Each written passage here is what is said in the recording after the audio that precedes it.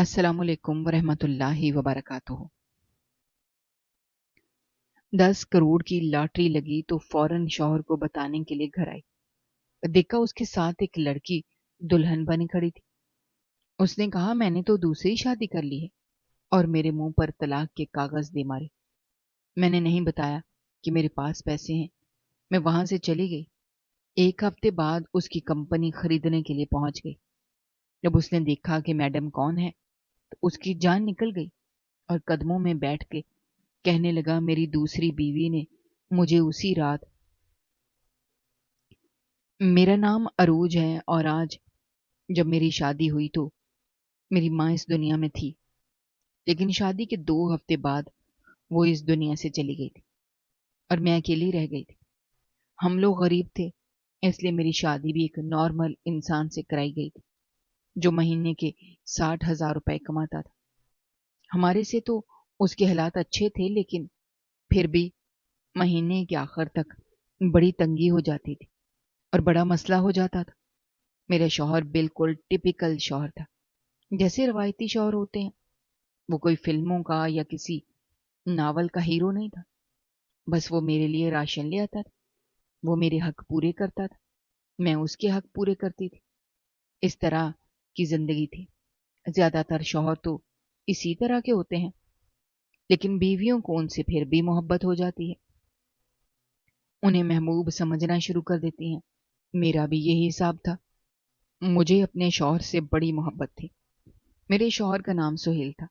वो खूबसूरत भी था, जवान भी था। मैं भी खूबसूरत और जवान थी। कभी कभी जब मैं रोमांटिक बातें करती, वो कहता, तुमने लगता है बहुत ज्यादा नावल पढ़े हैं। तो मैं हंसती थी कि नहीं, ऐसा कुछ नहीं है। लेकिन मैं उससे ऐसी बातें नहीं करती थी जो नावलों में पढ़ी थी।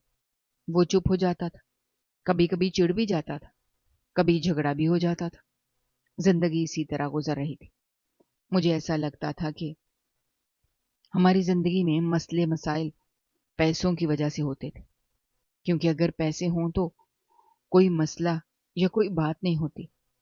ज्यादातर मियाँ बीवी को यही लगता है कि बस हम आपस में झगड़ रहे हैं, लेकिन असल मसला पैसे का होता है। और मैं तो ऐसे बचाने की कोशिश भी बहुत करती थी, लेकिन कुछ नहीं कर पा रही थी। हर महीने जब सुहेल तनख्वाह लेकर आता, तो मैं पहले ही ज़हन में हिसाब लगा लेती थी कि इतने राशन में जाएंगे, इतने बिजली के बिल में चले जाएंगे, इतने घर के दूसरे खर्चों में निकल जाएंगे।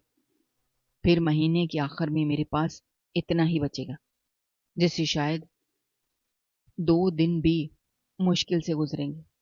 मैं कभी उससे शिकवा नहीं करती थी, क्योंकि मुझे मालूम था कि वो भी अपनी पूरी कोशिश करता है। वो जानबूझकर मुझे तंगी में नहीं रखता था। उसकी आमदनी ही उतनी थी।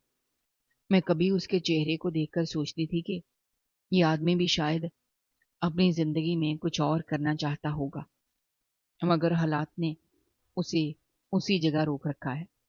फिर मैं अपने आप को समझा लेती थी कि जो मिल रहा है उसमें खुश रहना चाहिए। मेरी माँ के जाने के बाद मुझे वैसे भी अपने घर की कमी बहुत महसूस होती थी। मैं शादी के बाद शुरू के 2 हफ्ते मैंने माँ के साथ गुजारे थे। फिर अचानक वो इस दुनिया से चली गई। उसके बाद मेरे लिए जिंदगी जैसे एकदम खामोश हो गई थी। पहले कोई बात होती तो मैं अपनी माँ के पास बैठकर बता देती थी। कभी वो मुझे समझाती, कभी मेरे शौहर के हक में बात करती, कभी मुझे डांट देती, कभी मेरी बात सुनकर खामोश रहती। मगर उसके जाने के बाद मेरे पास सिर्फ सुहेल था, इसलिए शायद मुझे उससे मोहब्बत भी ज्यादा हो गई थी। मैंने उसे अपना शौहर ही नहीं, बल्कि अपना वाहिद करीबी इंसान समझना शुरू कर दिया था।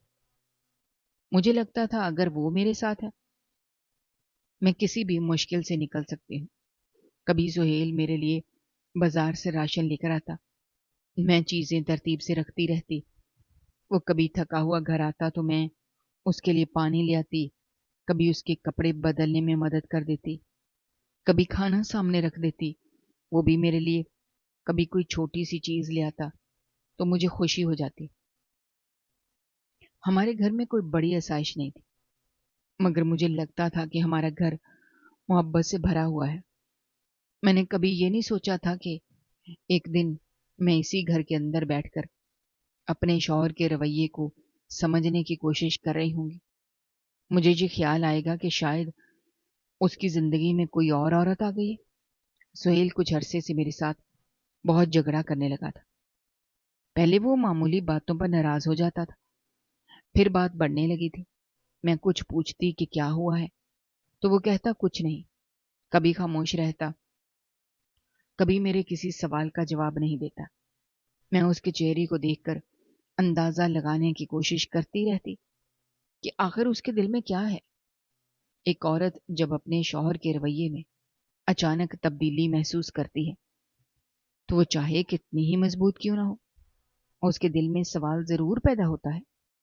میں بھی اسی کیفیت سے گزر رہی تھی۔ مجھے لگتا تھا شاید وہ کسی پریشانی میں ہے، شاید دفتر میں کوئی مسئلہ ہے، شاید پیسوں کی وجہ سے ذہنی دباؤ میں ہے۔ مگر پھر کبھی اس کا فون دیکھتے ہوئے میرے دل میں ایک اور خیال آتا کہ کہیں اس کی زندگی میں کوئی اور تو نہیں آ گئی۔ میں فوراً خود کو روک لیتی تھی۔ میں سوچتی تھی کہ یہ صرف شک ہے، مجھے ایسا نہیں سوچنا چاہیے۔ میں اپنے شوہر پر الزام کیسے لگا سکتی ہوں؟ وہ میرے لیے اتنی محنت کرتا ہے، گھر کا خرچ چلاتا ہے، میری ضروریات پوری کرتا ہے۔ اگر وہ کبھی مجھ سے ناراض ہو جاتا ہے تو اس کا مطلب یہ تو نہیں کہ وہ مجھے دھوکہ دے رہا ہے۔ میں اپنے دل کو سمجھاتی رہتی تھی، مگر دل بھی عجیب چیز ہے، اسے جتنا سمجھاؤ اتنا ہی وہ اپنے سوال پیدا کرتا ہے۔ میں کئی راتوں تک اس کے پاس لیٹی ہوئی چھت کو دیکھتی رہتی تھی۔ وہ سو جاتا تھا مگر میری آنکھوں سے نیند دور ہوتی تھی۔ میں سوچتی رہتی تھی آخر وہ مجھ سے اتنا بدلا بدلا کیوں ہے۔ اسی دوران مجھے اپنی شادی سے پہلے ڈالی ہوئی کمیٹی یاد آئی تھی۔ میں نے 30,000 روپے کی کمیٹی ڈالی ہوئی تھی۔ جب وہ کمیٹی نکلی تو میرے ہاتھ میں 30,000 روپے آئے تھے۔ میں نے سوچا ان پیسوں کو کسی ایسی جگہ رکھ دوں جہاں ضرورت کے وقت کام آ جائے۔ مگر پھر میں نے ایک 30,000 روپے کا پرائز بانڈ خرید لیا تھا جس کے اوپر 10 کروڑ روپے کا انعام تھا۔ مجھے معلوم تھا شاید یہ میری بے وقوفی ہو سکتی ہے، کیونکہ لوگ پورے پورے 2 پرائز بانڈ خریدتے ہیں، تب کہیں جا کر ان میں سے ایک نکلتا ہے۔ میں نے تو صرف ایک ہی خریدا تھا، مگر میرے ذہن میں ایک سادہ سی بات تھی، اگر یہ بھی نہ نکلا تو میرا پیسہ مکمل ضائع نہیں ہوگا، یہ بانڈ واپس ہو جائے گا، کچھ رقم کٹ جائے گی اور میرے پیسے مجھے واپس مل جائیں گے۔ اسی سوچ کے ساتھ میں نے وہ پرائز بانڈ خرید لیا تھا۔ میں نے اسے اپنے کپڑوں کے ایک حصے میں بہت احتیاط سے رکھ دیا تھا۔ پھر وقت گزرتا گیا، گھر کے مسائل آتے رہے، سہیل کی آمدنی وہی 60,000 رہی۔ مہینے کے آخر میں پھر وہی تنگی آ جاتی، کبھی کسی چیز کی ضرورت پڑتی تو میں اپنی خواہش روک لیتی، کبھی کوئی کپڑا پسند آتا تو میں سوچتی اگلے مہینے لے لوں گی، کبھی گھر میں کوئی چیز خراب ہو جاتی تو میں اس کے لیے پیسے نکالنے کے بجائے کسی طرح اسے چلا لیتی۔ میں نے اپنی زندگی میں بہت جلد یہ سیکھ لیا تھا کہ غریب آدمی خواہشیں پوری نہیں کرتا، صرف ضروریات پوری کرتا ہے، اور میں نے بھی اپنی بہت سی خواہشوں کو ضرورتوں کے نیچے دبا دیا تھا۔ مجھے اس پرائز بانڈ کا خیال بھی نہیں رہا تھا، میں نے اسے خرید کر جیسے بھول ہی گئی تھی۔ مجھے یہ بھی یاد نہیں تھا کہ اس کی قراندازی صرف 15 دن بعد ہونے والی ہے۔ میرے لیے وہ صرف 30,000 روپے کا ایک پرائز بانڈ تھا جسے میں نے قسمت آزمانے کے لیے خرید لیا تھا۔ مجھے ذرا بھی اندازہ نہیں تھا کہ وہ کاغذ کا ایک چھوٹا سا ٹکڑا میری زندگی میں اتنا بڑا طوفان لے کر آنے والا ہے۔ ایک دن سہیل کا رویہ مزید عجیب ہو گیا۔ وہ پہلے کی نسبت زیادہ دیر باہر رہنے لگا، کبھی گھر آتا تو خاموش رہتا، کبھی بلا وجہ مجھ پر غصہ کرتا۔ میں اس کے سامنے بیٹھ کر پوچھتی کہ آپ مجھ سے ناراض کیوں ہیں؟ وہ کہتا میں تھکا ہوا ہوں، مجھے سکون کرنے دو۔ میں خاموش ہو جاتی تھی، پھر اپنے دل کو سمجھاتی کہ شاید واقعی کام کا دباؤ ہے، شاید پیسوں کی پریشانی ہے، شاید اسے کسی قرض کی فکر ہے، مگر میرے دل کے ایک کونے میں وہی شک موجود رہتا تھا کہ شاید اس کی زندگی میں کوئی اور آ گئی ہے۔ میں خود کو بار بار یہ کہتی کہ عروج، تمہیں ایسا نہیں سوچنا چاہیے، تمہارے پاس کوئی ثبوت نہیں ہے، صرف شوہر کے بدلتے ہوئے رویے سے کسی پر الزام نہیں لگایا جا سکتا۔ میں اپنے آپ کو روک لیتی تھی، مگر سہیل کی ہر نئی بات میرے اندر ایک نیا سوال پیدا کر دیتی تھی۔ کبھی وہ اپنے فون مجھ سے دور رکھنے لگا، کبھی کسی کا فون آتا تو دوسرے کمرے میں چلا جاتا، کبھی اچانک مسکرا دیتا، پھر مجھے دیکھ کر سنجیدہ ہو جاتا۔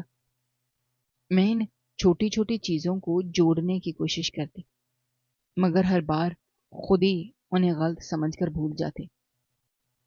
مجھے صرف یہ معلوم تھا کہ میری زندگی میں اس وقت دو ہی چیزیں تھیں، ایک سہیل تھا جس سے میں محبت کرتی تھی، دوسری وہ چھوٹی سی امید تھی شاید کبھی ہمارے حالات بدل جائیں۔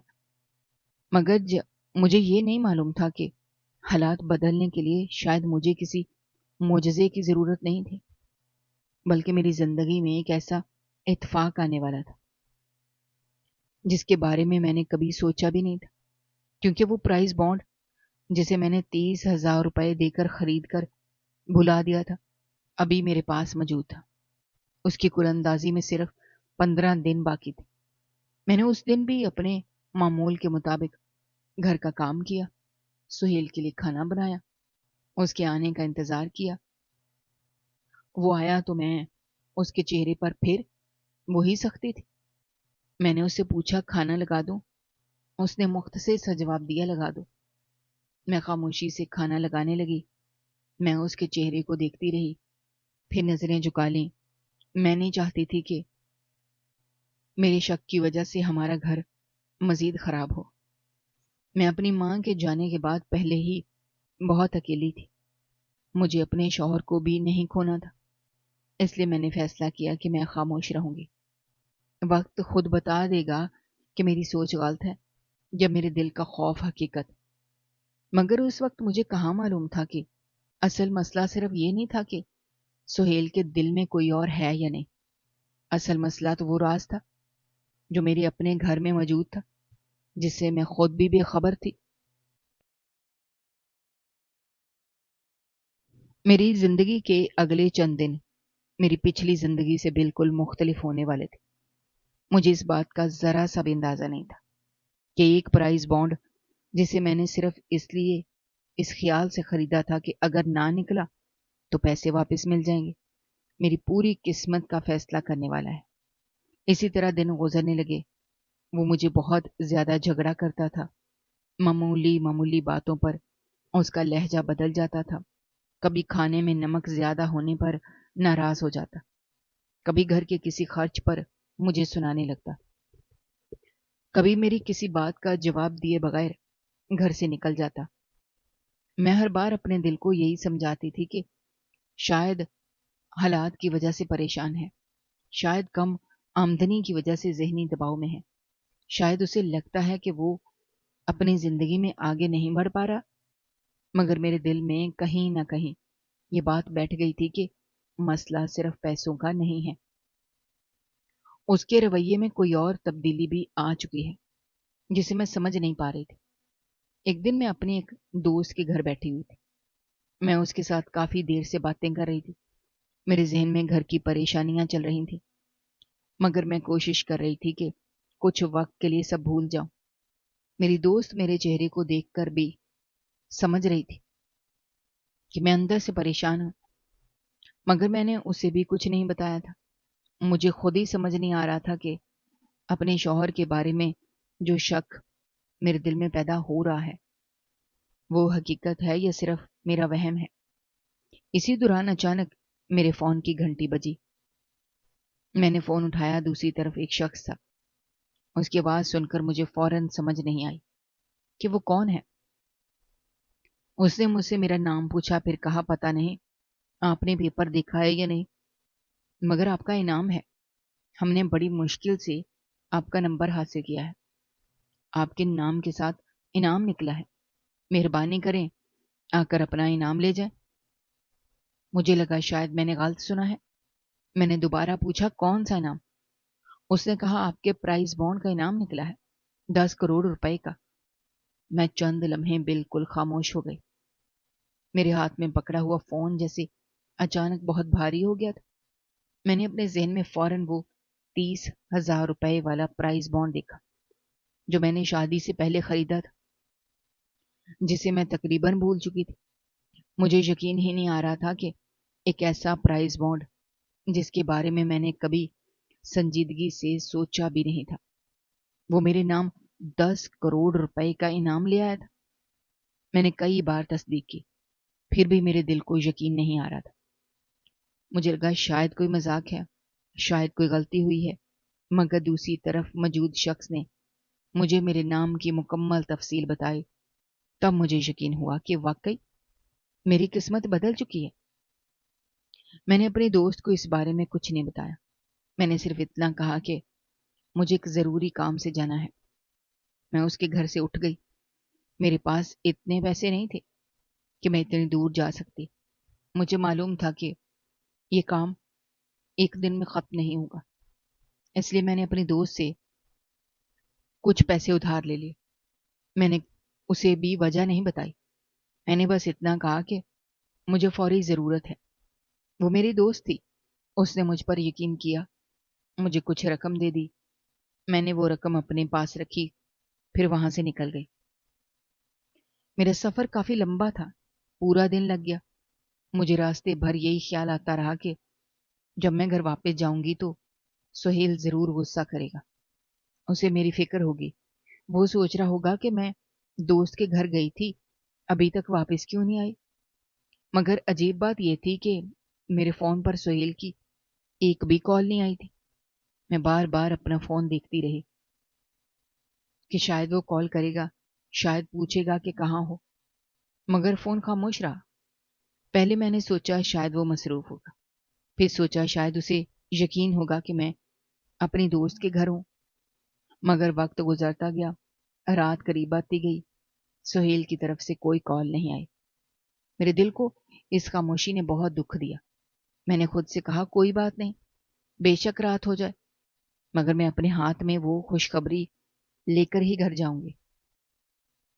میں نے سوچا جب میں سہیل کو بتاؤں گی کہ ہم کروڑ پتی بن گئے ہیں، وہ خوشی سے نہال ہو جائے گا، وہ شاید اپنے سارے غصے بھول جائے گا، وہ مجھے گلے لگا لے گا، شاید وہ کہے گا کہ اب ہماری زندگی بدل گئی ہے، اب مجھے ہر مہینے کے آخر میں پیسوں کی فکر نہیں ہوگی، اب ہمیں کسی چیز کے لیے سوچنا نہیں پڑے گا۔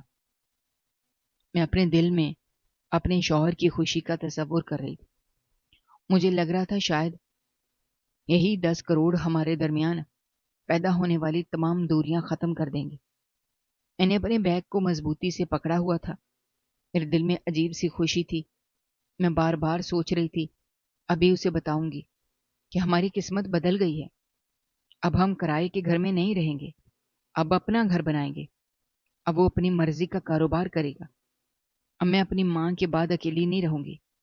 مجھے یہ احساس بھی تھا کہ میری ماں اگر آج زندہ ہوتی تو یہ خبر سن کر کتنی خوش ہوتی، مگر پھر میری آنکھیں نم ہو جاتی۔ کبھی میری زندگی کی سب سے بڑی خوشی بانٹنے کے لیے میری ماں میرے پاس نہیں تھی۔ جب میں آخر کار اپنے گھر پہنچی تو رات کافی ہو چکی تھی۔ میں نے گلی میں قدم رکھا تو میرے دل میں خوشی تھی، مگر جیسے ہی میں نے اپنے گھر کا دروازہ دیکھا میرے قدم رک گئے۔ دروازہ کھلا ہوا تھا۔ میں نے حیرت سے دروازے کی طرف دیکھا، مجھے لگا شاید سہیل باہر گیا ہوگا، مگر گھر کا دروازہ کھلا دیکھ کر میرے دل میں ایک عجیب سا خوف پیدا ہوا۔ میں اندر داخل ہوئی تو چند قدم چلنے کے بعد جو منظر میری آنکھوں کے سامنے آیا اسے دیکھ کر میرے قدم جیسے زمین میں جم گئے۔ میرے سامنے سہیل بیٹھا ہوا تھا، اس کے ساتھ ایک لڑکی تھی، وہ دلہن بنی ہوئی تھی، اس کے ہاتھوں پر مہندی لگی تھی، اس نے بھاری لباس پہنا ہوا تھا، اس کے زیورات چمک رہے تھے۔ میں کچھ لمحے اس منظر کو دیکھتی رہی، مجھے سمجھ ہی نہیں آئی کہ میں کیا دیکھ رہی ہوں۔ پھر میری نظر سہیل کے چہرے پر گئی۔ وہ بالکل پرسکون تھا، جیسے میرے سامنے کوئی غیر معمولی بات ہوئی ہی نہ ہو۔ میں نے اس لڑکی کو دیکھا، پھر سہیل کو دیکھا۔ میرے ہاتھ میں موجود بیگ اچانک بہت بھاری محسوس ہونے لگا، جس میں میری زندگی بدل دینے والے 10 کروڑ روپے موجود تھے۔ سہیل نے مجھے دیکھا تو اس کے چہرے پر کوئی خوشی نہیں آئی۔ اس نے صرف اتنا کہا کہ کہاں گئی تھی۔ میں ابھی جواب دینے ہی والی تھی کہ اس نے بے نیازی سے کہا، خیر اب مجھے کوئی پرواہ نہیں، یہ لو۔ اس نے میری طرف کچھ کاغذات بڑھائے، پھر وہ کاغذ میرے منہ پر مار دیے۔ میں نے وہ کاغذ پکڑے، میرے ہاتھ کانپنے لگے۔ میں نے دیکھا تو وہ طلاق کے کاغذات تھے۔ میری آنکھوں کے سامنے جیسے اندھیرا چھا گیا۔ میں نے سہیل کو دیکھا۔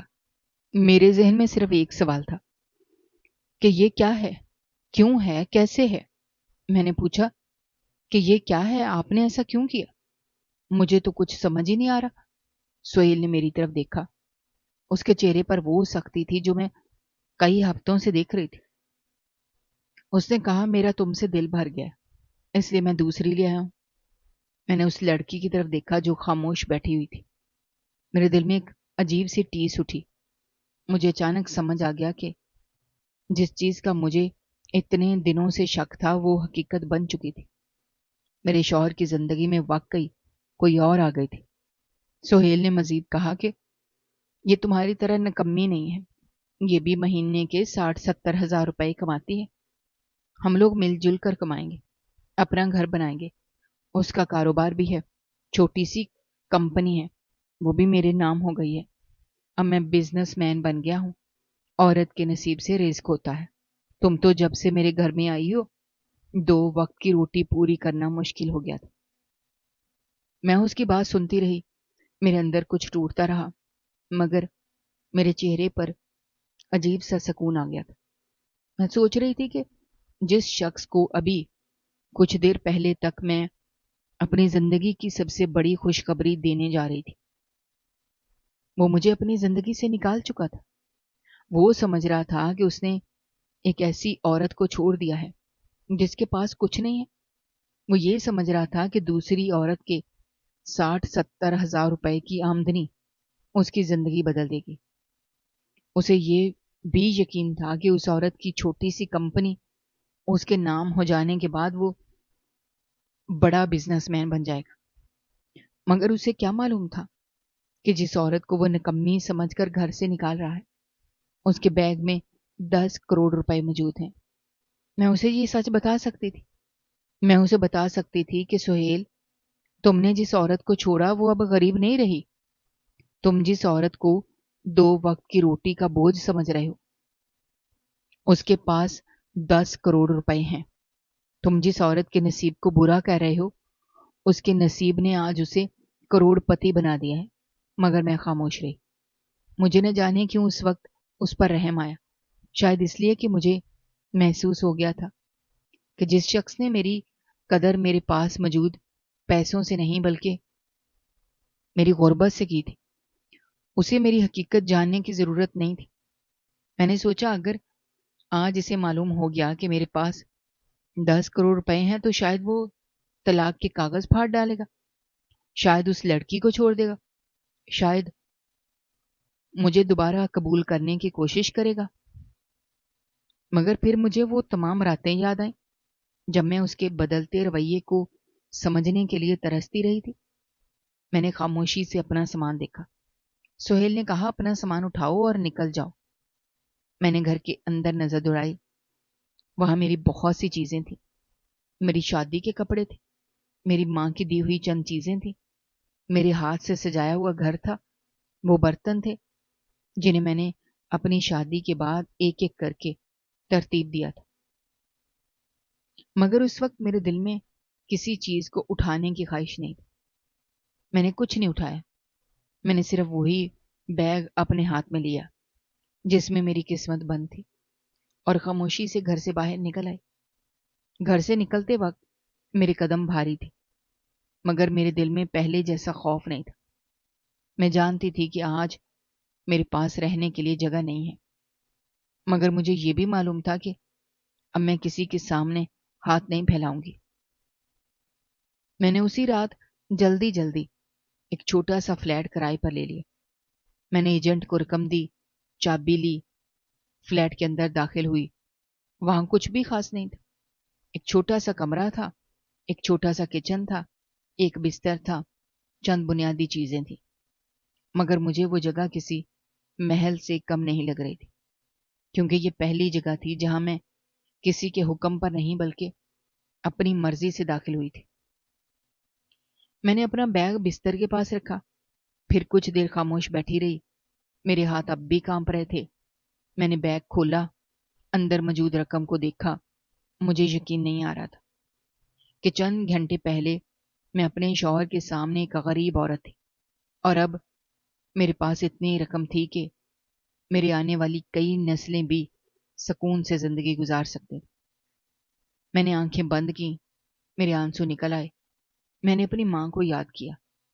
مجھے لگا اگر وہ آج زندہ ہوتی تو میں سب سے پہلے اس کے پاس جاتی، اس کے ہاتھ چومتی، اسے بتاتی کہ ماں دیکھو، تمہاری بیٹی آج اکیلی نہیں ہے، اللہ نے اس کے لیے راستہ نکال دیا ہے۔ رات کافی گزر چکی تھی، مگر مجھے نیند نہیں آ رہی تھی۔ میرے ذہن میں سہیل کی باتیں گھوم رہی تھی۔ عورت کے نصیب سے رزق ہوتا ہے، یہ جملہ بار بار میرے کانوں میں گونج رہا تھا۔ میں نے سوچا واقعی عورت کے نصیب سے رزق ہوتا ہے، مگر شاید وہ رزق ہمیشہ اس مرد کے لیے نہیں ہوتا جس کے گھر میں عورت جاتی ہے۔ کبھی کبھی اللہ عورت کے اپنے نصیب میں ایسا رزق لکھ دیتا ہے جس کا اسے خود بھی علم نہیں ہوتا۔ سہیل مجھے نکمی سمجھ رہا تھا۔ اسے لگ رہا تھا کہ میری وجہ سے اس کے گھر میں تنگی ہے، مگر اسی وقت میرے ہاتھ میں 10 کروڑ روپے تھے۔ میں نے رات بھر بہت رویا، مگر میرے آنسوؤں میں اب بے بسی کم تھی، شکر زیادہ تھا۔ میں نے سوچا اگر آج سہیل مجھے گھر سے نہ نکالتا تو شاید میں کبھی خود کو نہیں پہچان پاتی، شاید میں ہمیشہ اسی گھر میں بیٹھ کر اس کے غصے کو سہتی رہتی، شاید میں اس کے بدلتے رویے کو محبت کے نام پر برداشت کرتی رہتی، شاید میں اس کی دوسری عورت کے بارے میں سوچ سوچ کر خود کو تکلیف دیتی رہتی۔ مگر اللہ نے میرے لیے ایک ایسا راستہ کھولا جس کا مجھے پہلے سے علم ہی نہیں تھا۔ اس رات میں نے اپنے دل میں ایک بات مضبوطی سے بٹھا لی تھی کہ انسان کی عزت کسی دوسرے انسان کے ہاتھ میں نہیں ہوتی۔ سہیل نے مجھے گھر سے نکالا تھا، مگر وہ میری زندگی نہیں نکال سکتا تھا۔ اس نے مجھے طلاق دی تھی، مگر وہ میری قسمت سے میرا حق نہیں چھین سکتا تھا۔ اس نے مجھے غریب سمجھا تھا، مگر وہ میرے نصیب کا فیصلہ نہیں کر سکتا تھا۔ میں نے اپنی آنکھوں کے آنسو صاف کیے، پھر کھڑکی کے پاس جا کر بیٹھ گئی۔ باہر رات خاموش تھی، شہر کی روشنیاں دور تک پھیلی ہوئی تھی۔ میں نے آسمان کی طرف دیکھا تو دل میں ایک عجیب سا سکون اتر آیا۔ مجھے آج پہلی بار محسوس ہوا کہ کبھی کبھی زندگی انسان کو ایک ایسی جگہ لا کھڑا کرتی ہے جہاں ہر طرف دروازے بند دکھائی دیتے ہیں، مگر اس وقت کہیں ایک ایسا دروازہ کھل رہا ہوتا ہے جس کا انسان کو علم تک نہیں ہوتا۔ سہیل نے میرے لیے گھر کا دروازہ بند کیا تھا، میری شادی کا دروازہ بند کیا تھا، میری محبت کا دروازہ بند کیا تھا، مگر میرے سامنے رزق کا ایسا دروازہ کھل چکا تھا جس کے اندر 10 کروڑ روپے تھے۔ میرے پاس اپنا گھر نہیں تھا، مگر اب میں اپنا گھر خرید سکتی تھی۔ میرے پاس سہیل نہیں تھا، مگر اب مجھے کسی کے سہارے کی ضرورت بھی نہیں تھی۔ میرے پاس ماں نہیں تھی، مگر اس کی دعاؤں کا احساس آج بھی میرے ساتھ۔ میں اس رات آنکھوں میں آنسو لیے سوئی ضرور تھی، مگر پہلی بار میری نیند میں کسی کے چھوڑ جانے کا خوف نہیں تھا۔ مجھے معلوم تھا کہ صبح جب میری آنکھ کھلے گی تو مجھے اپنی زندگی خود بنانی ہے۔ مجھے کسی شوہر کے غصے کا انتظار نہیں کرنا، مجھے کسی کے فون کی فکر نہیں کرنی، مجھے کسی کے ہاتھ میں اپنی خوشی نہیں دینی، مجھے اپنے لیے فیصلے کرنے ہیں۔ میں نے اپنی پوری زندگی میں پہلی بار خود کو آزاد محسوس کیا۔ سہیل کو شاید لگا تھا کہ اس نے مجھے گھر سے نکال کر میری زندگی برباد کر دی ہے، مگر حقیقت یہ تھی کہ اس نے میرے لیے وہ راستہ کھول دیا تھا جس پر میں خود چلنے سے ڈرتی تھی۔ میں نے اپنا گھر کھویا تھا مگر مجھے اپنی زندگی مل گئی تھی۔ میں نے شوہر کھویا تھا مگر مجھے اپنا اعتماد مل گیا تھا۔ میں نے ایک رشتہ کھویا تھا مگر مجھے اپنی قیمت کا احساس مل گیا تھا۔ سب سے بڑھ کر میں نے وہ 10 کروڑ روپے نہیں جیتے تھے، بلکہ مجھے ایسا موقع ملا تھا جس نے مجھے یہ سمجھا دیا تھا کہ میری زندگی کی قیمت کسی ایک انسان کے ساتھ جڑی ہوئی نہیں ہے۔ اس رات میرے آنسو بہتے رہے، میرے دل میں دکھ بھی تھا مگر میرے دل میں ایک عجیب سی امید بھی پیدا ہو چکی تھی۔ مجھے لگا اللہ نے واقعی میرے لیے ایک دروازہ بند کیا تھا، مگر اسی لمحے میرے سامنے کئی نئے راستے کھول دیے تھے۔ میں اپنے چھوٹے سے فلیٹ میں اکیلی بیٹھی تھی مگر مجھے پہلی بار اپنی تنہائی سے خوف نہیں آ رہا تھا، کیونکہ مجھے معلوم تھا کہ اب میری زندگی کسی دوسرے کے فیصلے پر نہیں چلے گی۔ اب میں اپنی زندگی خود بناؤں گی، اور شاید یہی میری زندگی کا سب سے بڑا انعام تھا۔ میں فلیٹ میں رہنے لگی تھی۔ میں نے سب سے پہلے اپنی زندگی کی ضروری چیزیں پوری کرنا شروع کی۔ مجھے کسی کے سامنے یہ ظاہر نہیں کرنا تھا کہ میری قسمت ایک ہی دن میں بدل چکی ہے، اس لیے میں نے بہت احتیاط سے پیسوں کو سنبھالنا شروع کیا۔ کچھ رقم میں نے مختلف اکاؤنٹ میں رکھوا دی، کچھ رقم محفوظ جگہ پر رکھ دی۔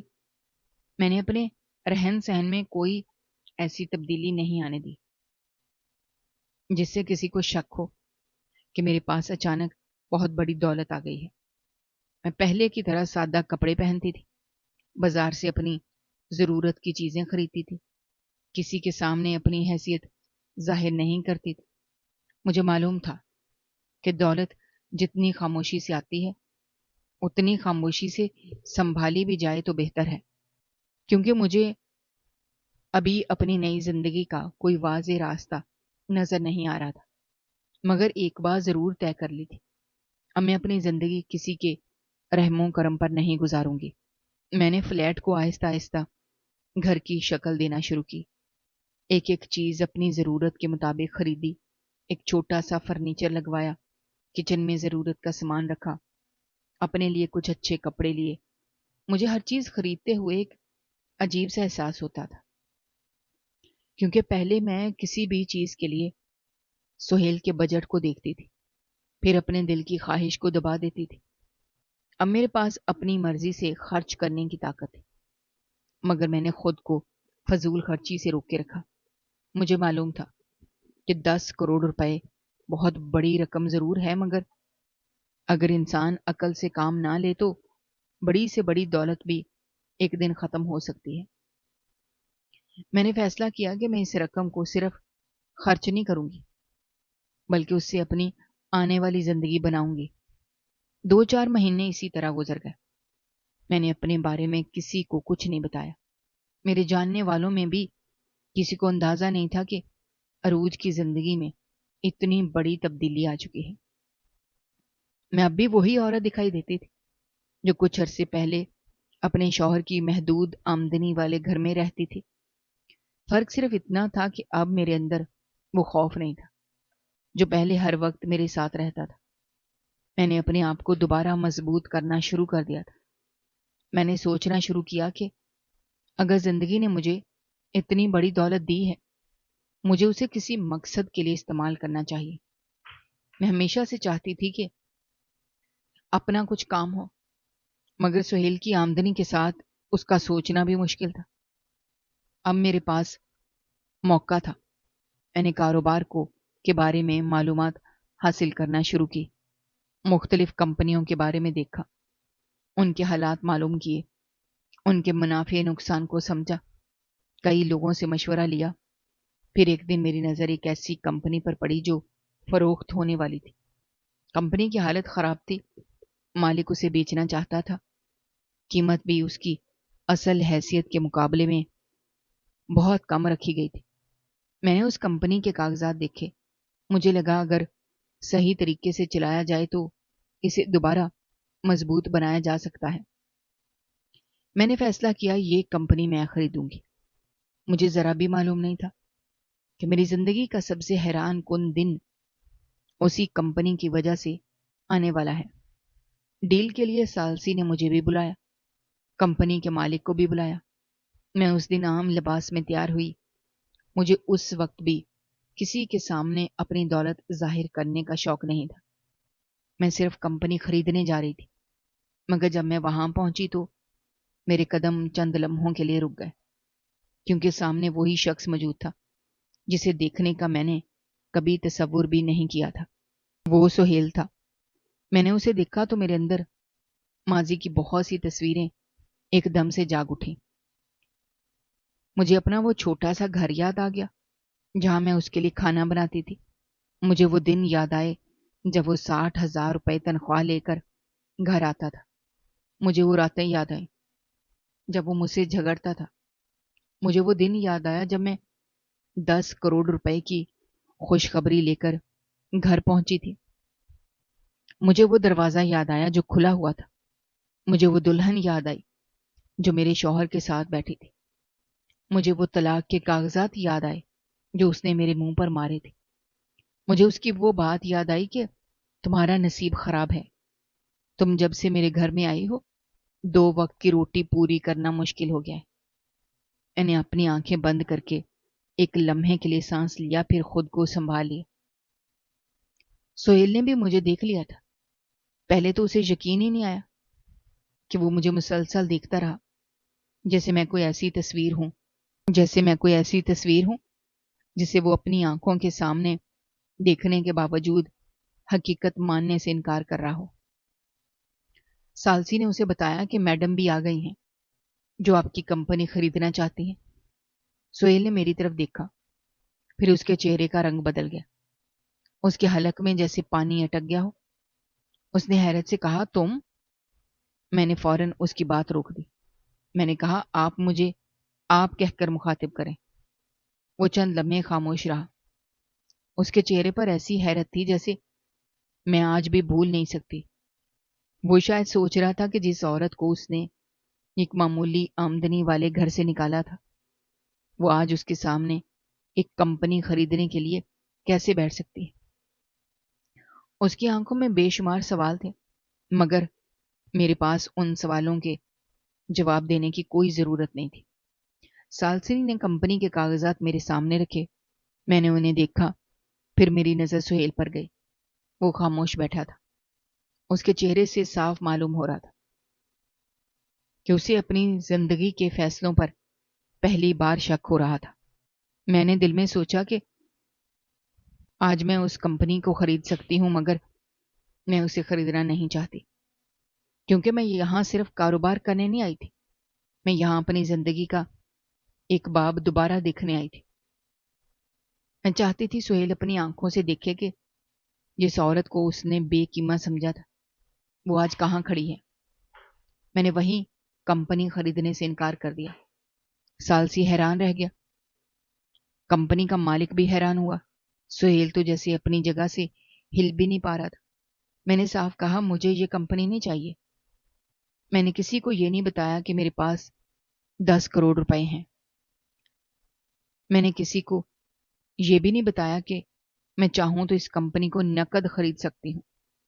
میں نے صرف اتنا چاہا تھا کہ سہیل کو اپنی غلطی کا احساس ہو، اسے معلوم ہو کہ اس نے جس عورت کو اپنے لیے بوجھ سمجھ کر نکال دیا تھا وہ اب کسی کے سہارے کی محتاج نہیں ہے۔ میں نے سہیل کی طرف دیکھا، پھر کہا، جس دن تم نے دوسری شادی کر کے مجھے طلاق دے دی تھی، اسی دن مجھ پر قسمت مہربان ہوئی تھی۔ وہ میری بات سن کر بالکل خاموش ہو گیا۔ اس کے چہرے پر حیرت تھی۔ شاید وہ سمجھ نہیں پا رہا تھا کہ قسمت نے میرے ساتھ ایسا کیا کیا تھا۔ مگر میں نے اسے یہ نہیں بتایا کہ میرے پاس 10 کروڑ روپے ہیں۔ میں نے اسے اپنی دولت کا 1 روپیہ بھی نہیں دکھایا۔ میں چاہتی تھی کہ وہ اپنی سوچ کے اندر رہ کر اپنی غلطی کو سمجھے۔ میں نے اسے کہا، تم نے بہت بڑی غلطی کر دی، اب تمہارا انجام بھی میں دیکھ کر ہی جاؤں گی۔ سہیل کی آنکھوں میں اچانک آنسو آ گیا۔ وہ اپنی جگہ سے اٹھا میرے قریب آنے کی کوشش کی مگر میں ایک قدم پیچھے ہو گئی۔ اس نے کہا مجھے معاف کر دو، میں نے بہت بڑی غلطی کی، میں نے تمہیں غلط سمجھا۔ میں نے کہا مجھے تم سے کچھ نہیں چاہیے، کم سے کم مجھے معاف کر دو، میری حالت بہت خراب ہے۔ میں خاموشی سے اسے دیکھتی رہی۔ مجھے اس شخص پر ترس ضرور آ رہا تھا مگر میرے دل میں وہ محبت نہیں تھی جو کبھی اس کے لیے ہوا کرتی تھی۔ میں نے سوچا تھا کہ شاید ایک دن ایسا آئے گا جب وہ میرے سامنے بیٹھ کر اپنی غلطی مانے گا، مگر میں نے کبھی یہ نہیں سوچا تھا کہ جب وہ ایسا کرے گا تب میرے دل میں اس کے لیے کچھ باقی نہیں رہے گا۔ سہیل نے روتے ہوئے بتایا کہ میری دوسری بیوی نے بھی مجھے دھوکہ دیا ہے، اس کی زندگی میں کوئی اور ہے۔ مجھے اسی دن پتہ چل گیا تھا، وہ کسی سے فون پر بات کر رہی تھی، اس نے مجھ سے جھوٹ بولا، میں نے اس کی بات پر یقین کر لیا۔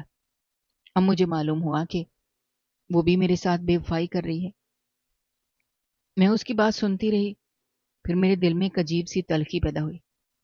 میں نے اس سے کہا کہ تم بھی تو وہی ہو، تم بھی تو بے وفا ہو۔ وہ خاموش ہو گیا۔ میں نے کہا تمہیں مجھ میں کیا کمی نظر آئی تھی جو تم نے دوسری شادی کی تھی؟ ابھی تو ہمارے بچے بھی نہیں ہوئے تھے، تم نے صرف یہ کہہ کر مجھے چھوڑ دیا تھا کہ تمہارا مجھ سے دل بھر گیا ہے۔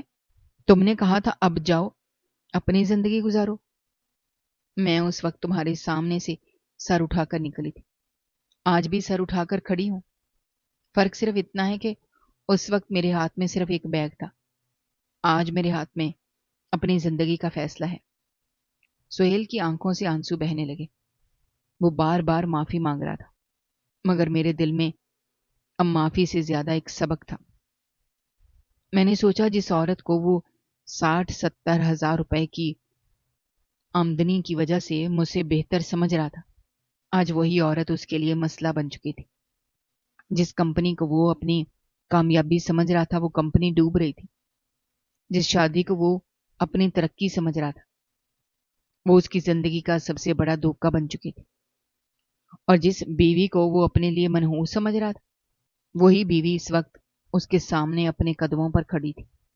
میں نے اسے کچھ نہیں بتایا کہ 10 کروڑ روپے میرے پاس ہیں۔ میں نے یہ بھی نہیں بتایا کہ میں نے اپنی رقم کا بڑا حصہ محفوظ کر دیا ہے، میں نے کاروبار کے لیے سرمایہ الگ کر لیا ہے، میں نے اپنے مستقبل کے منصوبے بنا لیے ہیں۔ میں نے اسے صرف اتنا دکھایا کہ میں اب کسی کی محتاج نہیں ہوں۔ میں وہاں سے نکلنے لگی تو سہیل نے پھر کہا عروج مجھے معاف کر دو۔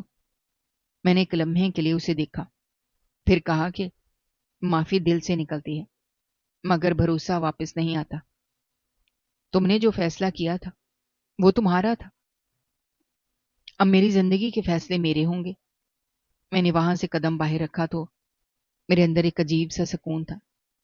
میں نے پیچھے مڑ کر نہیں دیکھا۔ میرے پاس پیسہ تھا مگر اس سے زیادہ میرے پاس خود اعتمادی تھی۔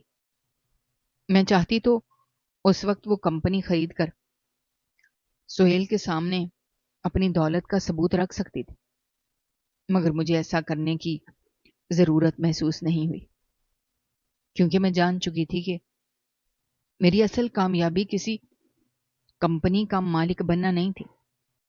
میری اصل کامیابی یہ تھی کہ جس شخص کے فیصلے کبھی میری پوری زندگی کو ہلا دیتے تھے آج اس کے فیصلے میری زندگی پر کوئی اثر نہیں رکھتے تھے۔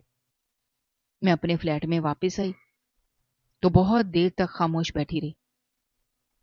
مجھے اپنی ماں یاد آئی۔ اگر وہ آج زندہ ہوتی تو شاید مجھے دیکھ کر کہتی کہ بیٹی تم نے بہت کچھ سہ لیا مگر آج تم اپنے قدموں پر کھڑی ہو۔ میں نے اپنی آنکھیں بند کی، پھر اپنے سامنے رکھے کاغذات کو دیکھا۔ مجھے معلوم تھا کہ میری زندگی ابھی ختم نہیں ہوئی بلکہ اصل زندگی اب شروع ہوئی ہے۔ میں نے فیصلہ کیا کہ اب میں اپنی دولت کو صرف اپنے آرام کے لیے استعمال نہیں کروں گی، میں اسے ایسے کام میں لگاؤں گی جس سے میری پہچان بنے۔ میں نے اس رات پہلی بار محسوس کیا کہ دولت صرف اس وقت طاقت بنتی ہے جب انسان اسے اپنے فیصلوں کی آزادی کے لیے استعمال کرے، ورنہ بڑی سے بڑی رقم بھی انسان کو اندر سے کمزور رکھ سکتی ہے۔ میرے پاس اب 10 کروڑ روپے تھے، مگر مجھے سب سے زیادہ خوشی اس بات کی تھی کہ اب کوئی شخص مجھے یہ نہیں کہہ سکتا تھا کہ تمہارے نصیب کی وجہ سے میری زندگی خراب ہوئی ہے، کیونکہ میں نے اپنے نصیب کو اپنے ہاتھ میں لے لیا تھا۔ میں نے سہیل کو اپنی دولت نہیں بتائی تھی، میں نے اسے کمپنی نہیں دی تھی، میں نے اس کی کوئی مدد نہیں کی تھی، کیونکہ میں جانتی تھی کہ بعض اوقات کسی انسان کی مدد کرنا اس کے لیے آسانی پیدا کرنا نہیں ہوتا، بلکہ اسے اپنی غلطیوں کا نتیجہ دیکھنے دینا ہوتا ہے۔ اس نے مجھے چھوڑتے وقت ایک لمحے کے لیے نہیں سوچا تھا کہ میرے ساتھ کیا ہوگا، اس نے میرے مستقبل کا نہیں سوچا تھا، اس نے میرے دل کا نہیں سوچا تھا۔ اب میرے پاس اس کے مستقبل کا بوجھ اٹھانے کی کوئی وجہ نہیں تھی۔ میں نے آئینے کے سامنے کھڑے ہو کر خود کو دیکھا۔ مجھے وہ عروج یاد آئی جو کبھی اپنے شوہر کے سامنے کھڑے ہو کر اس کے غصے سے ڈرتی تھی۔ مجھے وہ عروج یاد آئی جو ہر مہینے کے آخر میں خرچ کا حساب کرتی تھی۔ مجھے وہ عروج یاد آئی جو اپنے لیے کپڑا خریدنے سے پہلے سہیل کی جیب دیکھتی تھی۔ مجھے وہ عروج یاد آئی جسے اس کے شوہر نے نکمی کہہ کر گھر سے نکال دیا تھا۔ پھر میں نے اپنے آپ کو دیکھا تو مجھے ایک نئی عروج نظر آئی جو اپنے فیصلے خود کر سکتی تھی، جو اپنی مرضی سے کاروبار خرید سکتی تھی، جو کسی کے سامنے اپنی حیثیت ثابت کرنے کی محتاج نہیں تھی۔ دوستو، ہماری آج کی یہ کہانی آپ کو کیسی لگی؟ کامنٹ باکس میں اپنی رائے کا اظہار کرنا مت بھولے گا، اور اگر آپ ہمارے چینل پر نئے ہیں تو چینل کو سبسکرائب کرنا بھی مت بھولے گا۔ شکریہ، اللہ حافظ۔